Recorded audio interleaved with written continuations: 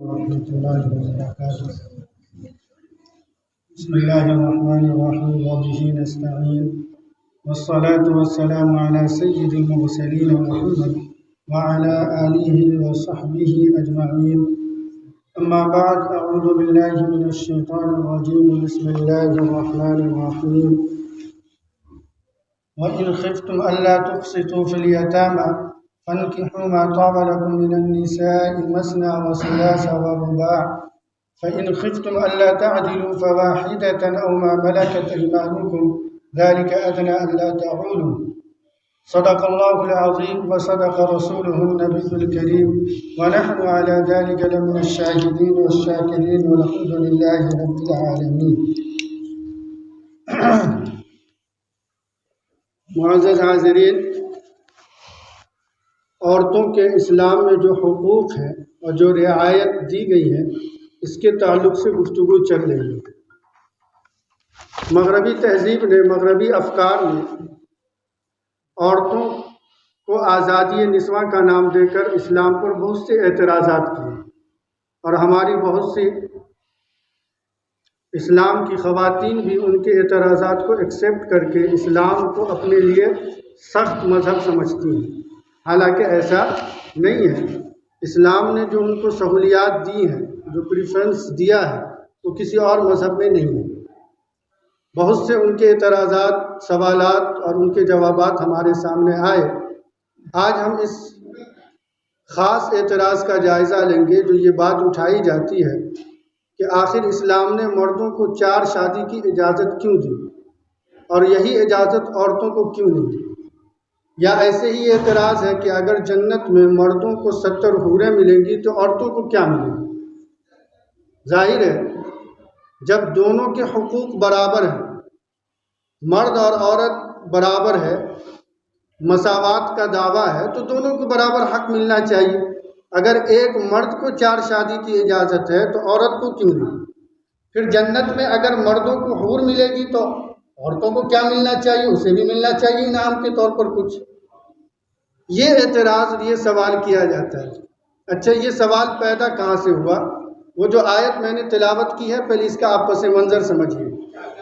آیت میں یہ ہے کہ وَإِنْ خِفْتُمْ أَلَّا تُقْسِطُوا فِي الْيَتَامَى کہ اے مومنو، اگر یتیم بچیوں کے سلسلے میں انصاف نہ کرنے کا تمہیں اندیشہ ہو، یہ ڈر ہو کہ تم یتیم بچیوں کی پرورش میں، اس کی دیکھ ریکھ میں انصاف نہ کر سکو، فَانْكِحُوا مَا طَابَ لَكُم مِّنَ النِّسَاءِ مَثْنَىٰ تو تم ان عورتوں سے نکاح کر لو جو تمہیں پسند ہے، 2 کر لو، 3 کر لو، وَثُلَاثَ وَرُبَاع 4 کر لو۔ فَإِنْ خِفْتُمْ أَلَّا تَعْدِلُوا لیکن یاد رکھو کہ اگر تم ان چاروں کے درمیان انصاف نہیں کر سکتے، سب کو ان کا برابر حق نہیں دے سکتے، فَوَاحِدَةً تو پھر ایک پر بس کر لو، أَوْ مَا مَلَكَتْ أَيْمَانُكُمْ یا اگر ایک آزاد عورت کے خرچ کو اٹھانے کی ذمہ داری تم برداشت نہیں کر سکتے تو باندی سے کام چلا لو جس کے تم مالک ہو۔ اس زمانے میں باندی کا رواج تھا اور باندی سے صحبت اور نکاح کی اجازت تھی۔ آج کے دور میں باندی کا تصور ختم ہے، لہٰذا باندی کے نام پر کسی عورت کو داشتہ بنا کر رکھنا جائز نہیں ہے۔ یہ یہیں سمجھ لیجیے، یہ دور ختم ہو چکا ہے۔ اب باندی جو اسلام کا نظام ہے اس نظام میں اب باقی نہیں ہے، لہٰذا کسی عورت یا کسی بچی کو آپ داشتہ کے طور پر رکھ کر باندی تصور کر کے اس سے میاں بیوی جیسے تعلق قائم کریں، اس کی شرعاً اجازت نہیں ہے، حرام ہے۔ اس لیے یہ چیپٹر یہیں بند۔ تو فواحدتاً تو ایک پر اکتفا کر لو، ذالک ادنیٰ اللہ تعولوا ایک پر اکتفا کرنا یہ انصاف کے زیادہ قریب ہے، تم انصاف کر سکو گے۔ یہ آیت ہے۔ اس آیت کے شان نزول میں اماں عائشہ صدیقہ رضی اللہ تعالی عنہ فرماتی ہیں کہ ایک واقعہ ہے۔ واقعہ یہ ہے کہ ایک شخص چند یتیم بچیوں کا نگراں تھا، اور ان بچیوں کے پاس باغات تھے، والدین باغات چھوڑ کر گئے، کثیر تعداد میں کھجور کے باغ تھے۔ تو جو یتیم کا پرورش کر رہا تھا، رشتہ دار ہی کوئی تھا، اس بچی سے نکاح کر لیا، اور اس کا مقصد یہ تھا کہ یہ باغ بچی کا کہیں اور نہ جا کر ہم قبضہ کر لیں۔ چنانچہ اس نے اس بچی کے باغ کو اپنے قبضے میں کر لیا اور مہر بھی نہیں دیا۔ اس پر یہ آیت نازل ہوئی کہ دیکھو تم یتیم بچیوں کے سلسلے میں جو یہ ان کے مال کو ہتھیانے کے لیے نکاح کیا ہے اس کا تمہیں اجازت نہیں ہے۔ ظاہر ہے ٹھیک ہے تم نکاح کرنا چاہتے ہو تو عام شرعی قاعدے کے مطابق اس کا مال اسے دے دو، پھر باضابطہ نکاح کرو تاکہ مہر بھی دو۔ لیکن لوگ ایسا کیا نہیں کرتے تھے، مہر بھی کھا گئے، مہر بھی نہیں دیا، اور جو بچیوں کی وراثت میں والدین مال اور جائیداد چھوڑ کے جاتے تھے اسے بھی ہڑپ لیتے تھے، اور نکاح کا مقصد بھی یہی ہوتا تھا۔ اچھا یتیم بچیوں کی پرورش اسی نظر سے کرتے تھے کہ پرورش کریں گے، بڑی ہوگی نکاح کر لیں گے اور اس کی ساری جائیداد قبضہ کر لیں گے۔ شریعت نے روک لگا دی کہ اگر تم ایسا کرتے ہو یعنی یتیم بچیوں سے اس غرض سے نکاح کرتے ہو تو تمہارے لیے جائز نہیں ہے۔ ہاں ایک سے زائد نکاح کا اگر تمہیں خواہش ہے تو آزاد عورت سے جو تمہاری پرورش میں نہیں ہے تم اس سے کر لو، اس کا مہر دو، اس کے حقوق ادا کرو، اس کے جو ذمہ داریاں ہیں وہ پوری کرو۔ اب یہ جو اجازت دی شریعت نے اس پس منظر میں دی چونکہ عام رواج تھا زیادہ نکاح کا، عرب میں 10 20 20 100 تک لوگ نکاح کرتے تھے، اور نکاح کرنے کے بعد جب نئی آئی تو نئی کے ہوا کے دوپٹے کے ہوا میں لگ کر پرانی کو بھول جاتے تھے، نہ پرانی کا کھانا خرچہ دیتے تھے، نہ اس کی دیکھ ریکھ کرتے تھے، نہ اس کو کپڑے لتے دیتے تھے۔ وہ ایک طرح سے بیچاری جیسے مودی جی نے اپنی بیوی کو لٹکا کر چھوڑ دیا ایسے ہی چھوڑ دیتے تھے۔ تو خیر اس زمانے میں تو عورت کو کام کرنے کا اختیار ہے، کام کر کے کما کر کھا لیتے، لیکن اس زمانے میں کام بھی نہیں کرنے دیتے تھے۔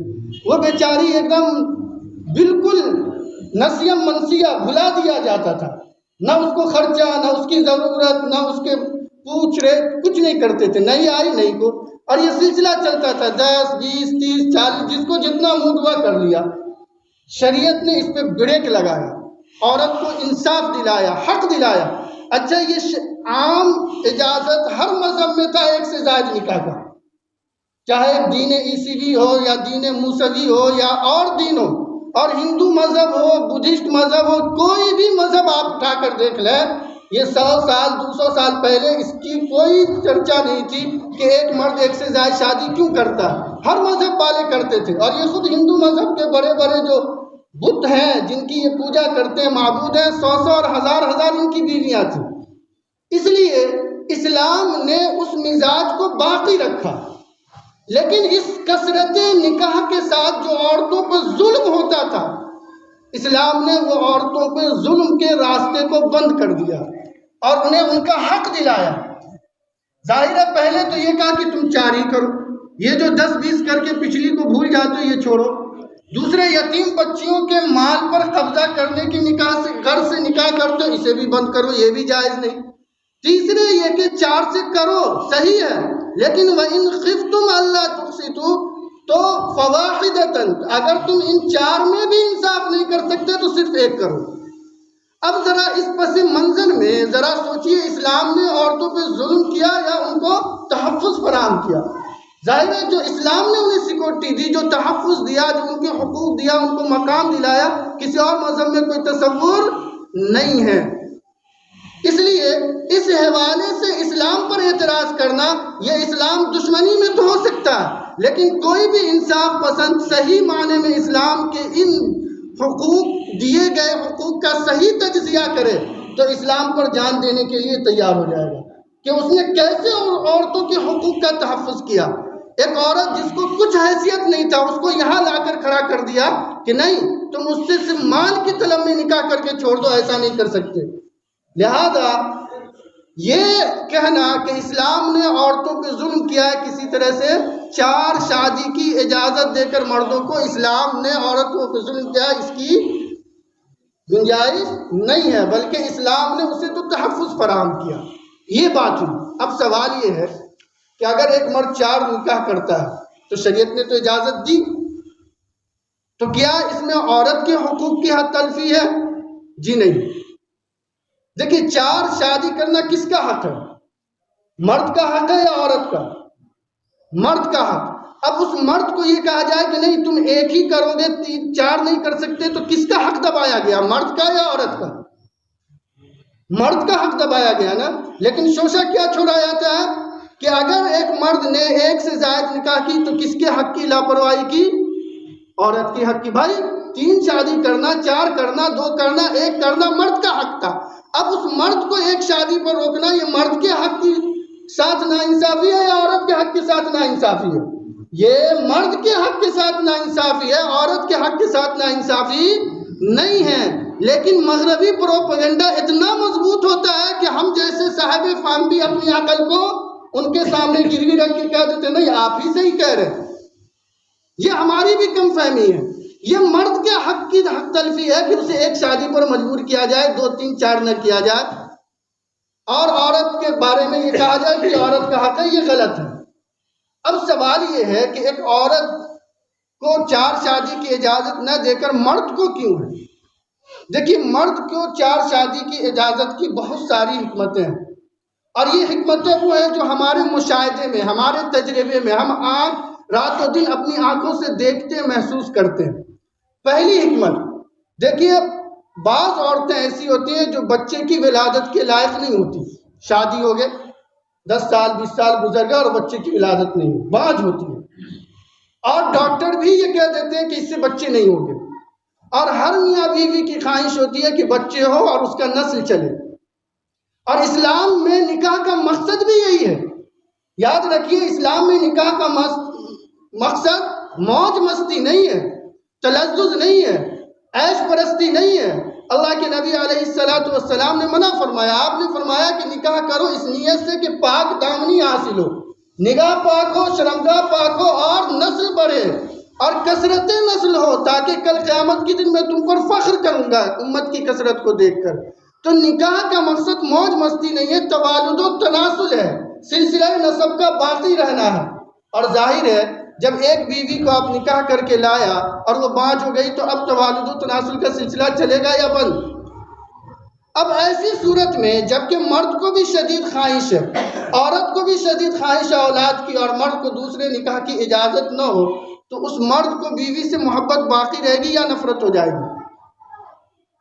فطری چیزیں نفرت ہو جائے گی کہ میں اس کا خرچ اٹھاتا ہوں، اس کے ناز نخرے اٹھاتا ہوں، یہ ہمارے نسل کو بڑھانے کی بھی سبب نہیں بن سکتی۔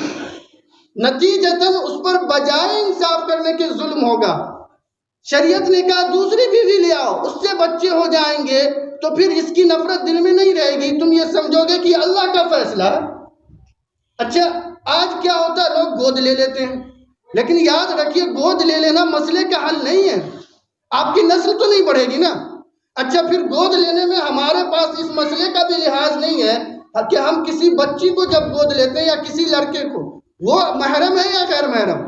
ہو سکتا ہے آپ کسی بچی کو گود لیں اور وہ آپ کے لیے غیر محرم ہے، آپ لاکھ اپنی بیٹی سے زیادہ محبت کریں، لیکن بہرحال غیر محرم ہے، بالغ ہوتے یا آپ کے لیے دیکھنا جائز نہیں ہوگا۔ یا اگر آپ لڑکے کو گود لیتے ہیں اور وہ بیوی کے لیے آپ کے لیے غیر محرم ہو جائے تب؟ تو اس لیے یہ اس مسئلے کا حل دائمی نہیں ہے، دائمی حل یہی ہے کہ اس سے دوسرے نکاح کی اجازت ہو۔ ایک بنیادی حکمت تو یہ ہے۔ دوسری حکمت یہ ہے کہ بسا اوقات عورت میں بچے کی پیدائش کی بھی صلاحیت ہوتی ہے، بچے بھی ہوتے ہیں، لیکن اس بیمار ایسی پڑ جاتی ہے کہ بیمار پڑنے کے بعد وہ اس لائق نہیں رہتی کہ مرد اس سے اپنی ضرورت پوری کر سکے، اور ایسی صورت میں اگر اس کو اپنی ضرورت پوری کرنے کے لیے جائز راستہ نہ دیا جائے تو ناجائز راستے کھلتے ہیں، اور اس کی بہت مثالیں ہیں۔ خود ہمارے ایک دوست ہیں شادرہ میں، بڑے بلڈر ہیں، کروڑوں کی جائیداد، بیوی کسی لائق نہیں ہے، اور وہ میں جب سے شادرہ میں ہوں 2016 سے اب تک دہلی میں ہوں، تب سے وہ بیوی دوسرے نکاح کرنا چاہتے ہیں، لیکن بیوی کے ڈر سے، ماں باپ کے ڈر سے نہیں کر پا رہے، لیکن وہ نیک ہیں، نمازی ہیں بیچارے، اس لیے گناہ سے بچے ہوئے، لیکن کب تک بچ سکتا ہے؟ اس لیے شریعت نے یہ کہا کہ نہیں، گناہ کے راستے بند کرو، حلال راستے کھولو، اور تم دوسری شادی کر کے کیا کرو، اپنی ضرورت پوری کر لو۔ ایسے ہی بسا اوقات کسی سماج میں، کسی علاقے میں عورتوں کی کثرت ہوتی ہے، مرد کی کمی ہوتی ہے۔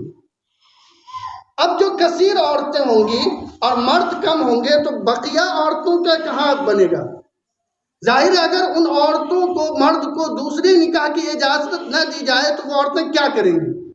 جس طرح آپ میں فطری جذبہ ہے یا دیگر آپ کی بیوی میں، اس عورتوں میں بھی تو ہوگا۔ اب وہ اپنی فطری جذبے کی تسکین کے لیے کہاں جائے گی؟ ظاہر حرام کاری کے راستے کھلیں گے، حرام کاری کے اڈے کھلیں گے، حرام بچوں کا جنم ہوگا۔ اس لیے شریعت نے اجازت دی کہ نہیں تم دوسری کرو، تاکہ ان عورتوں کا کھپت ہو جائے سماج میں، اور اس کے سر پر بھی سایہ ہو جائے اور ایک مرد کا ہاتھ ہو جائے، تاکہ وہ اپنی ناموس اور عزت کی حفاظت کے ساتھ سر اٹھا کر زندگی گزار سکے۔ چوتھی حکمت، جنگ ہوتے ہیں دنیا میں اور مرد عموماً باہر رہتے ہیں۔ اکثر آپ دیکھیں گے اموات کی شرح تعداد مردوں کی زیادہ ہوتی ہے، عورتوں کی کم ہوتی ہے۔ جنگ بھی ہوتی ہے تو مرد ہی زیادہ مرتے ہیں، ایسے بھی مرد باہر نکلتے ہیں، ایکسیڈنٹ ہو گیا، کسی نے مار دیا، حادثہ ہو گیا، اس طرح کے واقعات پیش آتے رہتے ہیں۔ اب ایسی صورت میں جو مرد مر گئے، ان کی بیویاں بیوہ ہو گئی، یا کسی وجہ سے طلاق دے دیا گیا، مطلقہ عورتیں ہیں، وہ کہاں جائیں گی؟ اور ظاہر ہے ہمارے ہاں سماج کا تانا بانا ایسا نہیں ہے کہ ان بیواؤں اور مطلقہ کو صحیح دیکھ ریکھ ہو سکے۔ اور حدیث میں ہے، اللہ کے نبی علیہ السلام نے فرمایا کہ تم اپنی نابالغ بچی، کنواری بچی جو بالغ ہو چکی ہے، اس کے نکاح کے مقابلے میں بیوہ اور مطلقہ کے نکاح میں جلدی کرو۔ اگر تمہارے پاس کوئی ایسا رشتہ آئے جس سے ایک کنواری لڑکی کی بھی شادی کر سکتے ہو، اور کوئی بیوہ بھی ہے یا مطلقہ ہے، تو ترجیح بیوہ اور مطلقہ کو دیا جائے گا کنواری پر۔ یہ حضور نے فرمایا۔ اور کیوں فرمایا؟ اس لیے فرمایا کہ بہت بڑے برائی کے راستے کو آپ نے روک دیا۔ دیکھیے کنواری عورت میں شرم و حیا بنسبت مطلقہ اور بیوہ کے زیادہ ہوتا ہے، اور مطلقہ اور بیوہ کو مرد سے ملنے کی وجہ سے اس کو اس جنسی لذت کا ایک چسکا لگ چکا ہوتا ہے۔ اگر آپ شرعی طور پر اسے یوں نہیں دیں گے ٹھکانہ اور جنسی لذت حاصل کرنے کی اجازت، تو کیا ہوگا نتیجہ؟ ظاہر ہے وہ حرام کاری کریں گی، اور ایسا ہو رہا ہے۔ بہت سی بیوائیں مطلقہ یوں ہی پڑی ہوئی ہیں، گھروں گھر میں کام کرتی ہیں، مرد دوسری شادی کا خواہش مند ہے، نہیں کر سکتا، بیوہ مطلقہ کو کوئی نکاح میں لا نہیں رہا، دونوں کے تعلق ہیں، اور پھر جب تعلق بگڑتے ہیں تو مولوی صاحب سے جھاڑ پھونک، دعا تعویذ اور فلاں چلا کہ مرد کی غلط نگاہ۔ کیوں ایسا آپ نے راہ نکالی؟ ایسی راہ آپ نے نکالی کیونکہ آج آپ کو دعا تعویذ کی ضرورت پڑی۔ شرعی اصول پہ زندگی گزارتے تو اس کی مرد بھی عافیت میں ہوتا، عورت بھی عافیت میں ہوتی، معاشرہ بھی عافیت میں ہوتا۔ دوسری بات، ان کی ذمہ داری اور ان کے کھانے خرچے کا نظم الگ سے نہیں کرنا پڑتا۔ یہ مرد کا جب سر پر ہاتھ ہوتا تو وہ مرد اس کی ذمہ داری اٹھاتا، اور اللہ کے نبی علیہ السلام نے زیادہ تر نکاح بیوہ سے اسی لیے کیا کہ اس کا خرچہ اٹھا سکے۔ حضرت سودا بنت زمعہ رضی اللہ تعالی عنہا سے آپ نے دوسرا نکاح کیا، 54 برس کی عمر میں کیا، اور آپ کی عمر تو 54 برس تھی اور ان کی عمر 70 برس تھی۔ آپ جنسی صحبت کے لائق نہیں تھی، آپس میں ملنے کے لائق نہیں تھی، لیکن آپ نے ان سے صرف اسی لیے نکاح کیا تاکہ سماج میں اور معاشرے میں آئیڈیل آپ پیش کر سکیں کہ بیوہ کو نکاح میں لاؤ تاکہ اس کی ضرورتیں پوری ہو سکے، اس کے خرچے کا نظام ہو۔ بیوہ اور مطلقہ سے نکاح کا صرف یہی مقصد نہیں ہے کہ ان سے جنسی ملاپ اور صحبت کی جائے، ایک بڑا مقصد یہ ہے کہ اس کی ضرورت پوری ہو شرعی طور پر، اور حضور نے کیا۔ چنانچہ حضرت سودا اس لائق نہیں تھی، اس لیے اپنے باری کی رات میں حضرت عائشہ کو انہوں نے اپنی باری دے دیا تھا۔ یہ نمونے ہیں، اور اس کے علاوہ بھی آپ نے جتنے نکاح کیے ہیں انہی حکمتوں کے پیش نظر کیا ہے۔ اور بھی بہت سی حکمتیں ہیں کہ مردوں کو اس کی اجازت کیوں دی گئی۔ انشاءاللہ اگر حیات رہی تو مزید گفتگو آئندہ جمعہ کریں گے۔ اللہ سے دعا کہ اللہ ہمیں نیک عمل کی توفیق مرحمت فرمائے۔ وآخر دعوانا ان الحمد للہ رب العالمین۔